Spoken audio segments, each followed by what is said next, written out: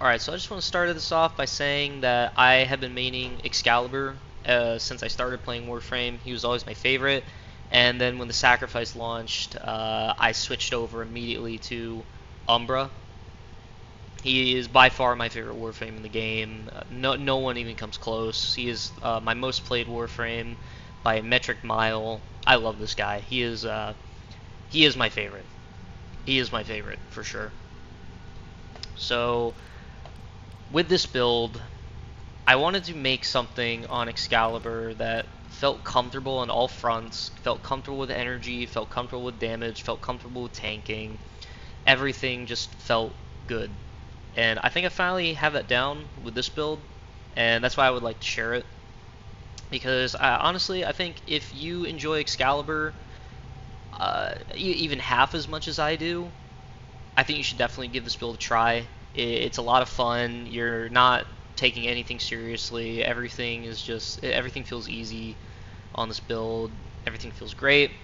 And when we get into it, you're going to see, but I think this build does a pretty good job at fixing one of Excalibur's biggest issues, is that since he doesn't get really his abilities themselves buffed, a lot of Excalibur's buffs come from other things that DE adds into the game indirectly buffing him rather than his actual kit being changed. So because of that, in my opinion, Excalibur suffers pretty heavily from over augmenting. Where, I mean, some builds you'll see them on YouTube. I mean, they'll be using 2, 3, sometimes even 4 augments, especially on Umbra, because of Warrior's Rest. And I never liked that. So this build aims to gut a lot of augments that just aren't needed, and we really only use the main ones that we absolutely just you really can't play the game without them, and you're gonna see what they are right now. Ready for action. So we're gonna start off by going over the aura, growing power. Since this is a health tank build, as you can see with persistence and circumvent, there's just nothing really in the aura slot that we need. I mean, the best things are going to be here. I mean, you have corrosive projection, circumvent, already full armor strips, and like that's really it. Steel charge, as you're going to see once we start going over the exalted blade, we have more than enough base damage. We 100% do not need steel charge. This would be an absolute waste. So we're going to use growing power because that extra 25% is going to be doing a lot more for our exalted blade's base damage, but especially with our subsume being wrathful advance. It's going to 1-for-1 transfer. That 25% extra ability strength is going to translate to 25% more crit chance.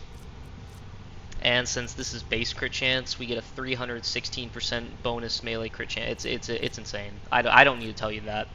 If you've been playing Warframe for even like a week or two, you know Wrathful Advance is just one of the strongest melee buffer moves in the game, and you don't need me to tell you that. Warrior's Rest, because, well, we're playing Umbra, especially on something like Conjunction Survival. You don't want to jump out of your Warframe into your Operator to finish off a Thrax or something like that, and then next thing you know, all your buffs are gone. You got to reset everything. We don't want that, so we're just gonna use Warrior's Rest.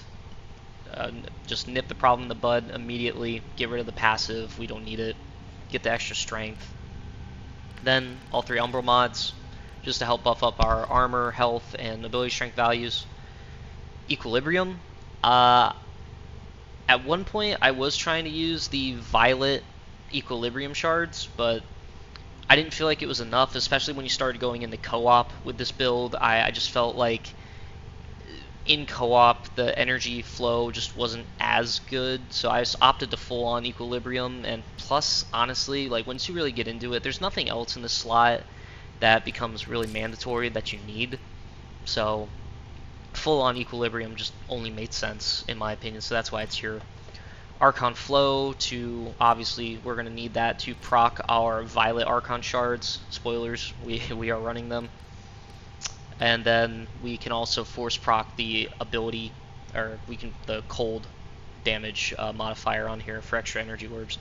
Archon Continuity, just to help buff our duration for Wrathful Advance and Furious Javelin. but also since we are running toxin damage on our Exalted Blade, we're going to be able to get the extra corrosive effect just for the enemies that we don't already prime armor strip with Circumvent. Blind Rage. Blind Rage. I did replace Chromatic Blade with Blind Rage. Now you're probably wondering to yourself, how in the world do you have an Exalted Blade build with Umbra that functions without Chromatic Blade? Well, I'm going to tell you right now, Blind Rage ended up being a massive buff to the build over Chromatic Blade. Because if you want my opinion with Chromatic Blade, it has very slowly become a band-aid fix from Exalted Blade to honestly just completely overrated. Because you just don't need it. Like with a build like this, like I mean, you could replace Equilibrium and then do the Equilibrium shards and then run Chromatic Blade. You could do that, or you could just do the safer thing and replace Blind Rage. But then, since Wrathful Advance is a 1-to-1 transfer from ability strength to crit chance, you're losing 99% crit chance on Wrathful Advance if you get rid of Blind Rage, and I don't agree with that. I don't think that's smart. Rado Javelin, it doesn't give you as much of a buff, so you kind of have to supplement the lower buff per enemy with ability range, and obviously we just don't have the space for that. So I say get rid of Chromatic Blade for Blind Rage. It ends up doing way more for the build, buffing your base damage, buffing Wrathful Advance for your crit damage than Chromatic Blade ever does. And there's ways to mod the Exalted Blade, so that way you just don't even need Chromatic Blade in the first place. You just don't. Like that's just the reality of it. And once we actually start going over the Exalted Blades build here in a second, I mean you're just gonna see why Chromatic Blade is just it's honestly a waste now. I really don't see the point in using it anymore. Ever since I got rid of it, my Umbra's damage has just gone up dramatically by not using the mod and substituting it for Blind Rage. And yeah, you're going to see that here in a minute. Then, last mod, Furious Javelin. In my opinion, it's Excalibur's best augment in general. The extra multiplicative damage from enemies hit is just too good. Arcane Persistence and Arcane Circumvent. I know some people will say that it's overkill to combine these two mods, and honestly, you're probably right. You could probably drop Arcane Persistence for something else, especially with how much healing this build has. You could probably get away with it, but I like it for kind of early game and a little bit later game when your Overguard from Circumvent is getting absolutely blitzed down and not really able to keep it up outside of Slash Dash.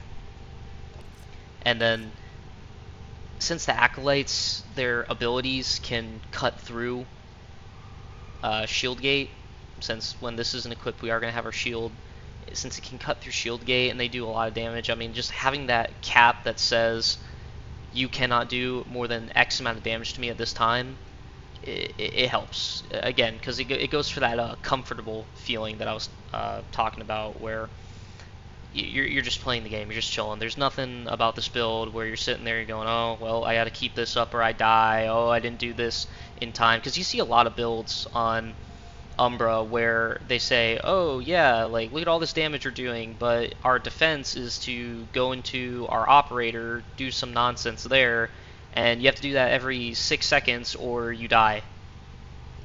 Or it's some completely unreliable, like, active shield regeneration build with, like, fast deflection and something, and then that split second where your shield gate is down and right before your shields start regenerating, a bombard just happens to get a rocket off on you, and then it one-taps you. Like, I've never liked builds like that, because in my opinion they were always very deceptive on how well the tanking is, or you just had to be hyper-focused on one proc that, like I said, it's like, oh, it's been 6 seconds and you didn't reapply this tech or move. Well, you're dead. Sorry. I never liked that, so that's why I use Arcane Persistence, just for the extra comfort. Arcane Circumvent to give us the extra 1,000 armor and 10,000 Overguard absorption, which is going to put us well above 1,400 armor, so flame procs from... A new alert has begun. It will be marked on navigation. Thank you, Lotus, but anyway, as I was saying, it'll give you that extra 1,000 armor, so that way you're going to be well above the 1,400 recommendation for persistence. So even when a flame proc from a I don't know, a Jade Eximus hits you, your armor is still going to be above the threshold for persistence to be active. So now we're going to move on to the Exalted Blade. We are going to be running the Toxin Blast combination. So you're probably wondering, well, you had Archon Flow, and there's no cold damage here. Why is that?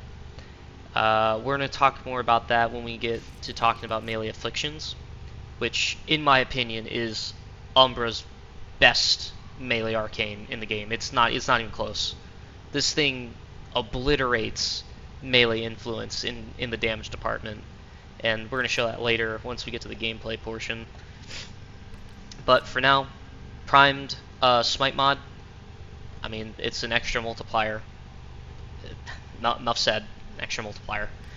Our base damage mod of choice is going to be Condition Overload, because if you do not know, Condition Overload on the energy waves of the Exalted Blade, they actually double dip into Condition Overload. I don't know when honestly I don't really know when they changed it. I never really paid attention to it, but found out one day that yep, the energy waves do double dip Condition Overload. So here we are with Condition Overload back on the build. Northwind and Molten Impact to get our blast damage going. Pretty simple. Galvanized Elementalist to buff all the elemental damage we're doing, as well as get us a little bit more status chance. Because hey, we're not running Chromatic Blade, so like I said, there are ways to fix these honestly terrible status chance, but you know we gotta work for it a little bit more. Berserker Fury, melee attack speed buff.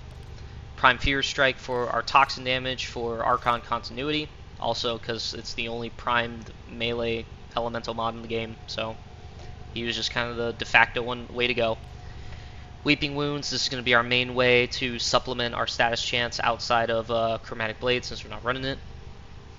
Then getting onto our Tennokai mod, Truth's Flame. If you have not gotten this mod from the new Folly's Hunt activity, I highly recommend you go get it, because even if you're like me and you're not the biggest fan of Tennokai, like, yeah, you like using it every once in a while just to be like, oh, haha, big number, funny. But the truth effect is the main reason we are using this for, and it's why you should be using this too. This build with this effect, it really does feel like an extra little bit of glue holding it together, because now you're going to fill the Arbiters of Hexus meter, get the 25 meter gas damage explosion, which feels really good to have it happen. It really nice set of AoE, really helps keep enemies in line, chunking them. But you're also obviously going to get the 25% health restore, which, since this is an Arcane Persistence build, any percentage healing is just going to be that much more of a buff. And not to mention the parkour velocity is also nice too.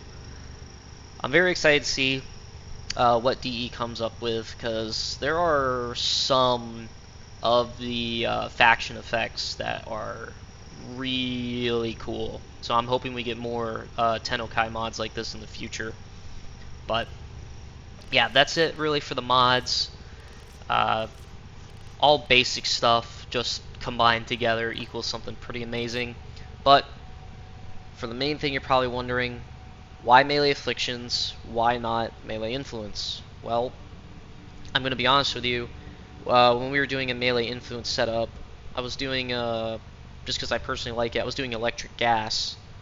And because I do think gas offers more AoE than blast, but I think the damage you get with blast is a lot better. And also, I mean, you're going to see here when we get to the gameplay, the damage is so high that gas wasn't really able to do its job in having a dot, because it's like, why do I need a dot when I'm just gonna one-shot an enemy anyway, you know? So it ended up not really.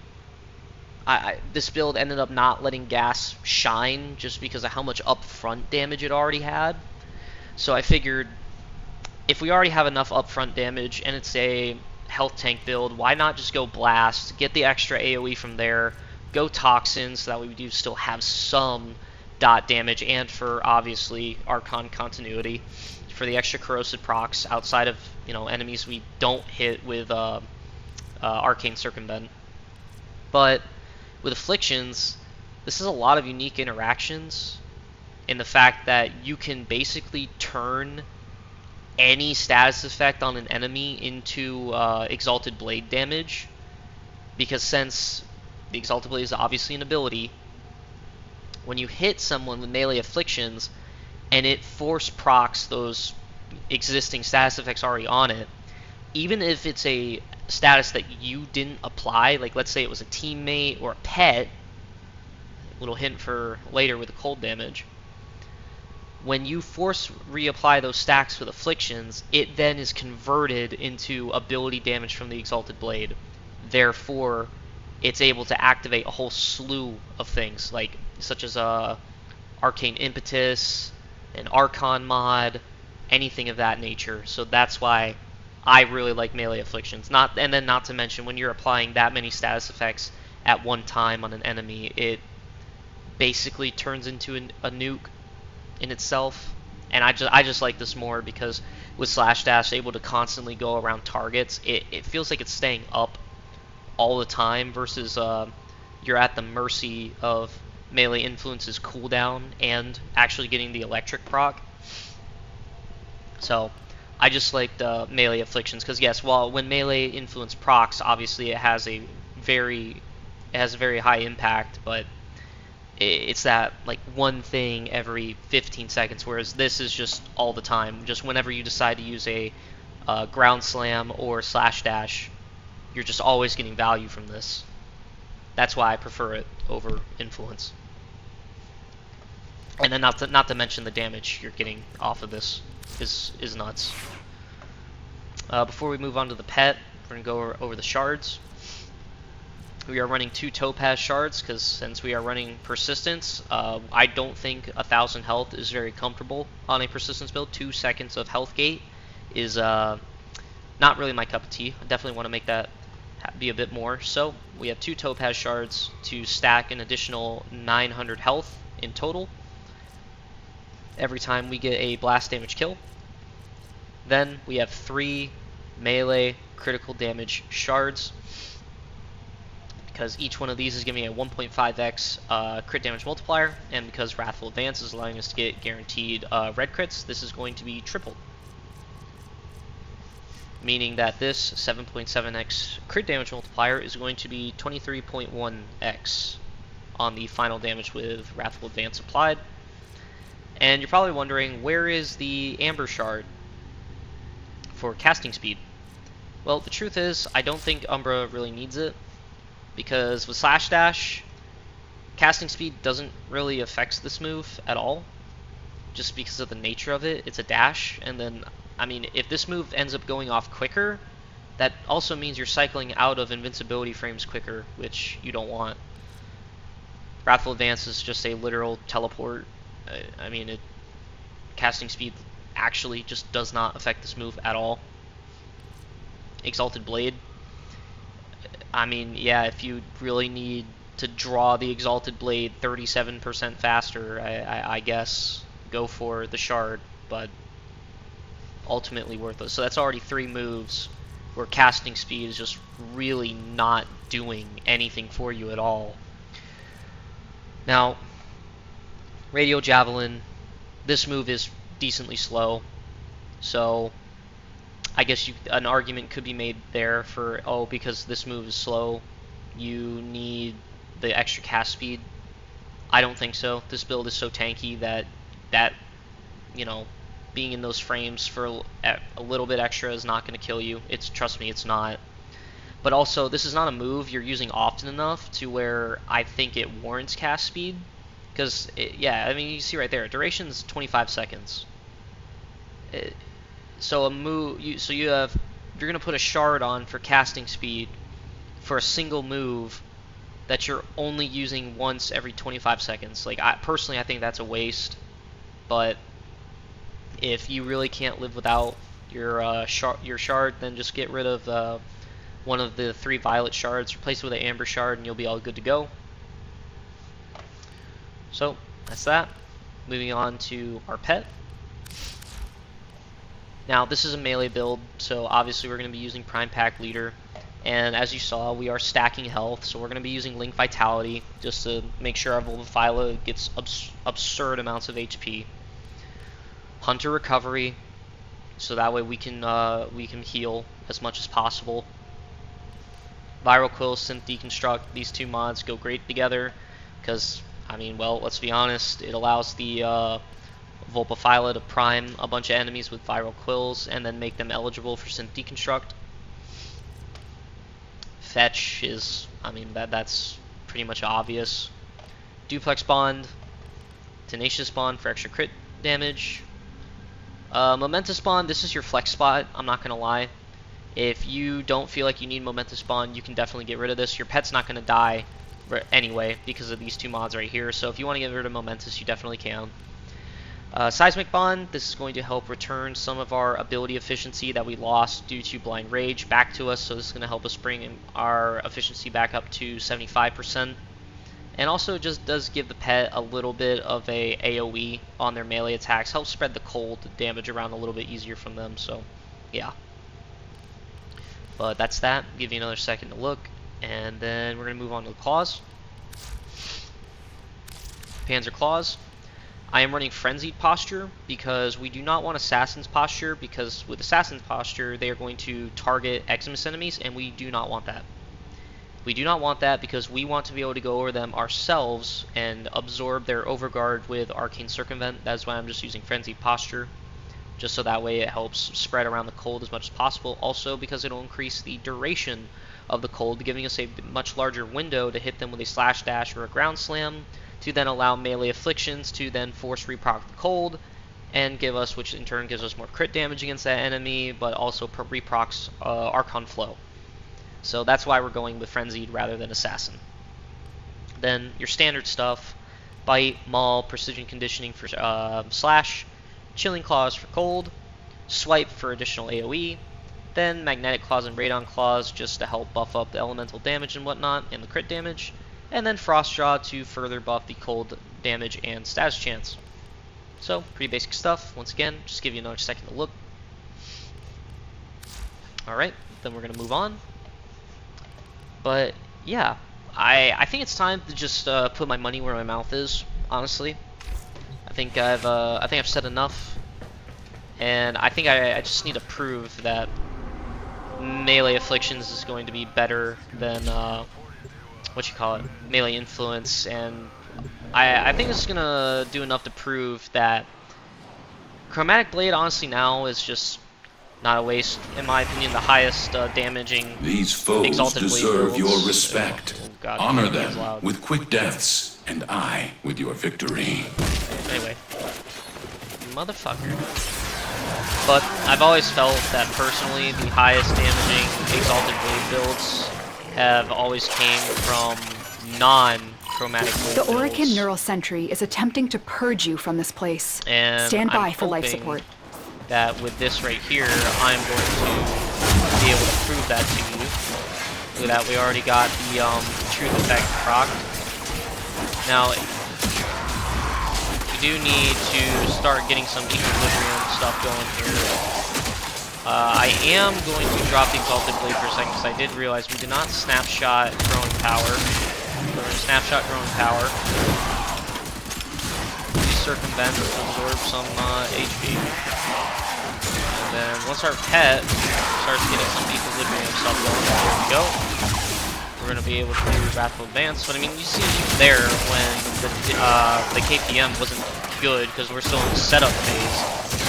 It didn't even matter. Like, genuinely, it didn't even matter. Like, look how tanky we are. We are healing more than these guys could ever hope to heal us.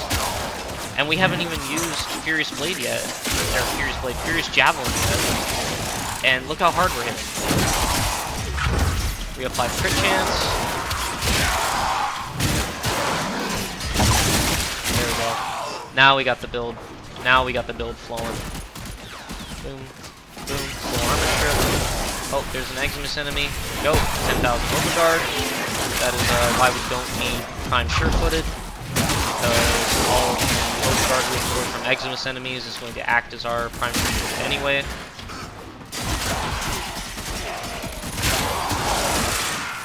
That clears the entire room. Tennokai attack, because I guess why not?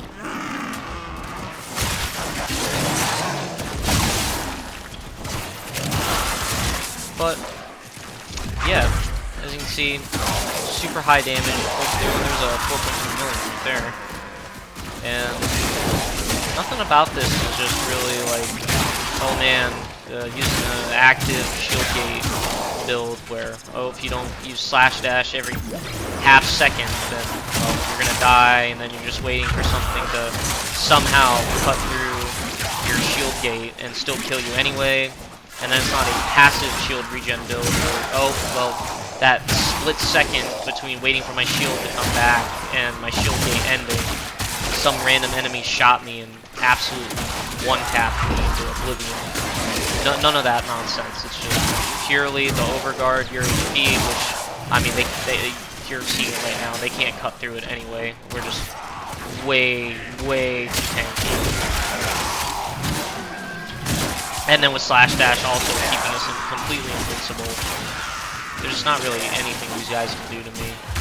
Just very casual play here. Eximus enemies just make us stronger because we steal their overguard from them. It doesn't even matter.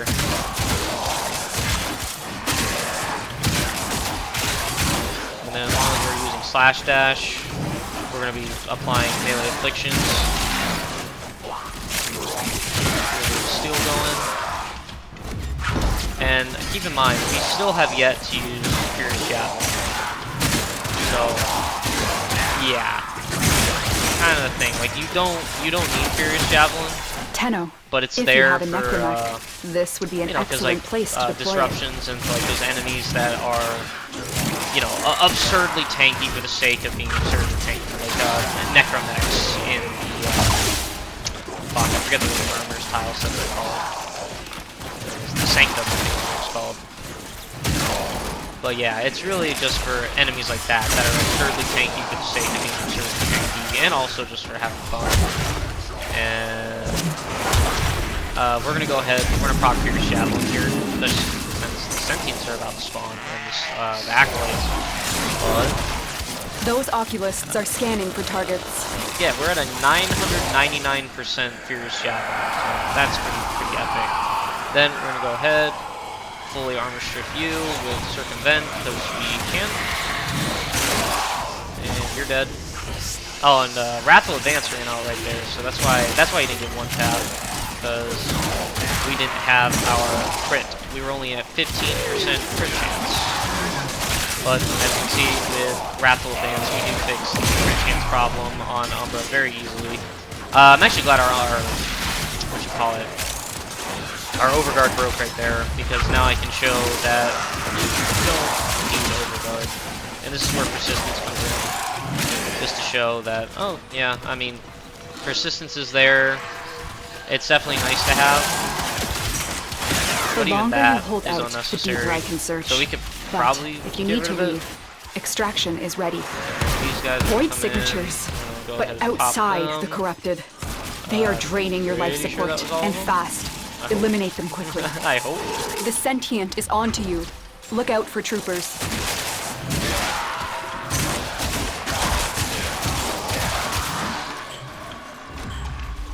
Okay, get stuck. Oh, you're already fully armor stripped.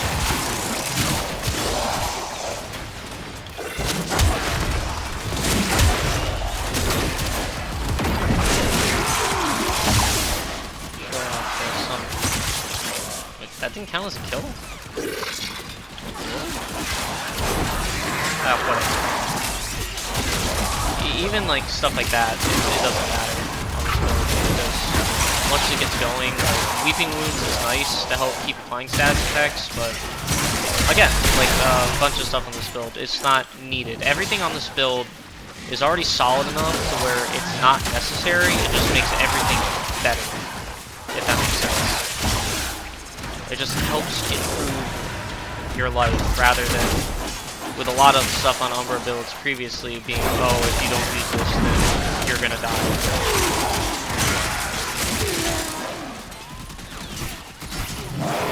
Get Furious Javelin going. And like I said, like that.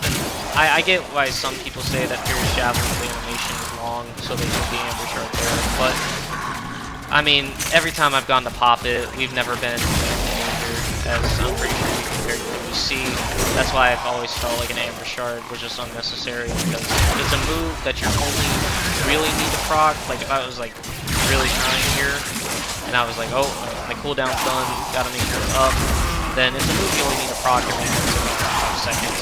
I don't believe in putting on an entire Archon Shard just to slightly buff a move that we're not using all the time. Like if a slash dash for whatever reason was like a different kind of move and it did have that same animation time as what do you call it?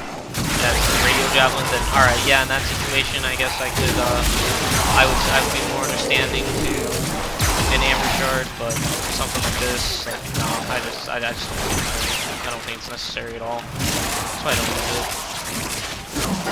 Plus, we can just focus some more on those big damage numbers, since we're able to use a third melee crit damage shard rather than casting speed. So we're gonna go to 10 minutes, and we're gonna finish this up. But yeah, I mean, super easy playthrough, really.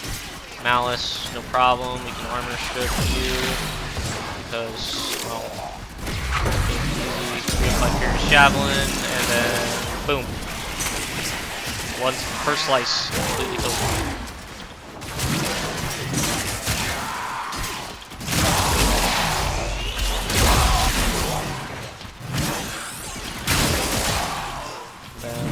Our life support is nowhere near trouble. We roll, get the overguard, crit chance back. There we go. Teleport. Now all the damage is back to the build. But yeah, as you can see from the truth effect and then the blast damage in general, like we have enough AoE on this build. You don't need melee influence like, at all. Melee Affliction's just absolutely carrying this build through damage and whatnot. So yeah, we're gonna be all good. Roll through everyone again, just proc everything. Here's Javelin.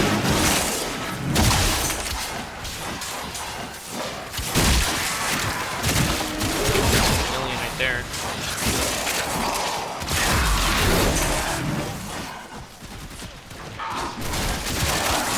But yeah, I absolutely love this build. It's been making Umbra. I've been forgetting, because of this build, I keep forgetting that Umbra is technically low tier. You know, like he's not competing with some of these higher tier worlds like Revenant or anything like that, you know. But this build was so strong that it made me forget that for a little bit. And like I said, I mean, Excalibur is my favorite Warframe game. No one comes The close. Grineer and Corpus came here in search of treasure, but only found oblivion. They are trespassers here. You are not. Void manifestations, drawn to this cursed place of stolen lives. They will drain your life support unless they are destroyed. Backs are dead. We were able to armor strip them, steal their overguard, because this arcane is paramount. And I like how arcane circumvent didn't get touched at all. Like they looked at this and said, oh yeah, this is fine. But then arcane persistence got a day 1 nerf when the old piece came out. And it's just like, seriously? And arcane persistence is the only arcane in the game that can get disabled. And it's like, really? That gets disabled? But then circumvent is Sentient totally scouts. allowed. If they detect you, fighters will soon attack. I don't get that. I really don't. Because, I mean, look at all the dumb stuff we're able to do with it. Like, they know you're here. Prepare this for is sentient the best fighters. tanking arcane in the game. Like, and that's the hill I would die on. Like, I do think it's a better tanking arcane than persistence. I mean, because look at this. Persistence doesn't even have a chance to proc. It doesn't even have a chance to proc. Because, I mean, well, we got an overguard down. Then, oh, there we go. Alright, so enemies can just steal some more, I guess. Yeah. I know I did say we were gonna do a 10. I kind of got a little lost in the sauce, just enjoying this too much. Like I said, I love Conjunctive Survival. Well, actually, I don't think I said that yet, but newsflash, I really like Conjunctive Survival. I think this is one of the most fun modes they've added in a while. But what I have been saying is that Umbra is my favorite frame. I could sit here and honestly just play him forever. I really could. I love this guy. I love how good this build feels. Everything about it. And honestly, I hope after seeing this, you'll give this a try. Just finally rip off that band-aid. Get rid of what would you call it? Get rid of Chromatic Blade. Get rid of Melee Influence. Just unlock the full potential of Excalibur in general. I'm just so used to calling him Umbra and not Excalibur that I gotta remind myself that not everyone uses Umbra. They do Excalibur. The Mad Lads that were here at day one, they well, y'all have Excalibur Prime for being founders, but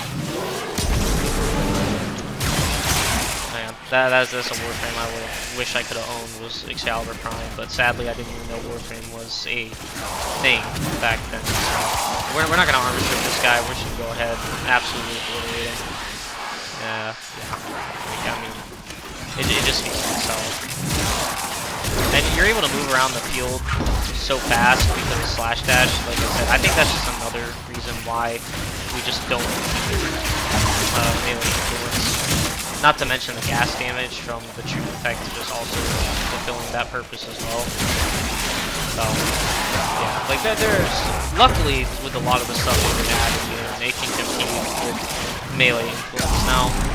Like it's not just melee influence is the end all be all. I do think there's actually things in the game that can compete with it now, especially on the Exalted Blade, which is very good because for the longest time, I mean, melee influence was just all melee builds cared about and nothing else. So I really hated that because it's like you added in all these melee arcanes, basically only one that people care about because it was the only one that, well, let's be honest, the only one that really did anything. So I'm glad that is no longer the case. I'm glad there's competition. And yeah, we're gonna get out of here in 15 minutes. I will actually keep my words now, even though I'm really enjoying this right now. I will keep my words so that way we can get this video wrapped up and y'all on your way.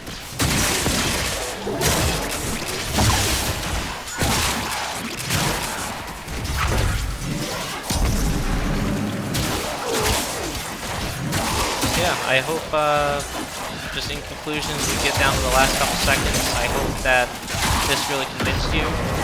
Give this other stuff a try. And I guess we should start making our way towards extraction. That would probably help. As Lua kept you safe in the dark age that followed the fall, it kept this hidden for you to find. These manifestations must not be allowed a foothold on Lua. Life support is at risk. Destroy them. Oh man. There we go. Oh, that's a wall.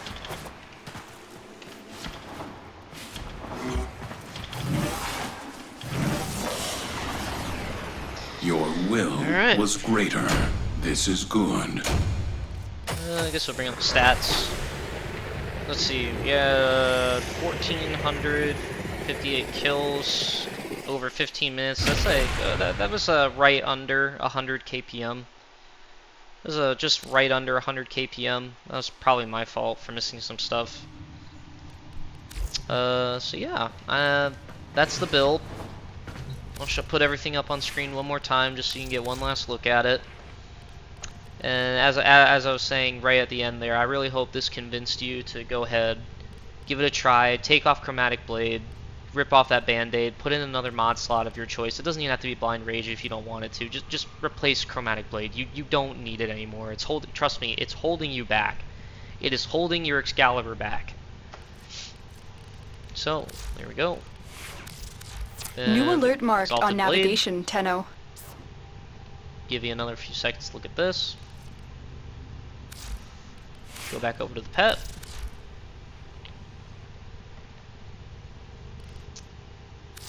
And finally the claws again. But I think that will be that.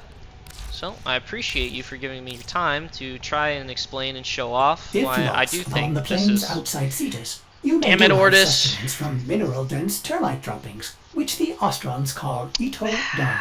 You may also never form a consonant again, Ordis. but at least you will not be dead. I'm trying to close out the video here, man.